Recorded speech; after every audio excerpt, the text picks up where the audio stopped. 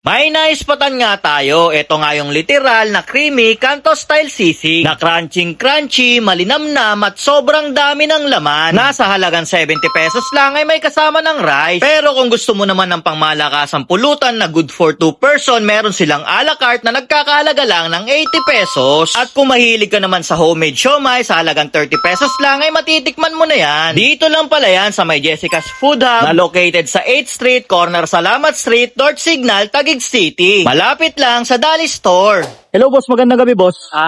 Good evening po, sir. Boss, anong pangalan mo boss? Nelpert po. Boss, anong tinitinda mo dito? Meron po tayo dyan na sisig with rice, sisig a la carte for only 80 pesos lang po. At meron po kami siomai. Siomai. Magkano naman nag-range yung price yan boss? Yung siomai with rice po, 30 pesos lang.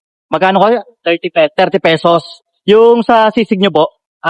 Meron po kami a la carte na 80 pesos na good for 2 person na po. Tapos meron kaming sisig with rice na good for 1 person with rice na po siya. Yun boss, matanong ko na rin boss, ano yung pangalan ng store nyo? Jessica's Food Hub po. Jessica's Food Hub. Anong oras kayo nag-open dito boss? 5 p.m. to 10 p.m. po. Yun, sige boss, pa-order ako boss ng sisig mo yung a la carte. Man ko, maraming salamat. Thank you po. Yun guys, nandito nga tayo ngayon sa may kahabaan ng 8th Street. Dito lang yan sa may North Signal Valley guys. Corner lang yan ng Salamat Street. Tapos dito lang sa harapan natin yung Dali Store guys. Meron nga tayo dito dinayo guys. Ito nga yung Jessica's Food Hub. Nagbebenta nga sila dito ng siomai at yung kanilang sisig. Nag-range lang yan guys ng 30 to 80 pesos. Ngayon guys, titikman na natin yan guys. Ito yung in-order natin guys, yung kanilang sisig a la carte guys. Yan. 80 pesos lang yan guys, pero yung servings niya guys, napakarami ano. Tapos masarsa talaga siya. Yan. Siyempre, tikman natin. Kasi may gagawin tayo mamaya, kaya ganito yung in-order natin guys. Masarap tong i-partner sa bumubula. Yan. Sa lasa niya guys, maganda yung sauce ang ginawa nila, yung pagkakatimpla nila ng sisig. Panalo talaga siya. Sa peso niya, hindi ka nalugi. Tapos, tingnan mo naman yung servings nila. Yan. Yung dami ng laman, talagang panalo yung laman. Tapos, yung sibuyas niya, hindi ganun kadami.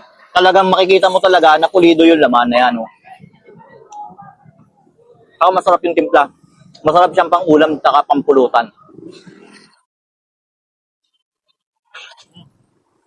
Napaka-solid guys. Kung mayroon lang bumubula dito, nako, panalo na agad to. The best. At ang maganda dito guys, no? Kasi dito sa likod nila, kung mahilig ka mag-basketball yan, may palaruan dito ng basketball yan sa likod nila. Guys, open nga pala sila dito ng alas 5 ng hapon hanggang alas 10 ng gabi. Inuulit ko guys, dito lang ulit yan sa may 8th Street, corner ng Salamat Street. Makikita nyo agad yung store nila dito. Kaya kung mahilig kayo sa sisig, dayuhin nyo na to. Promise, ang sarap.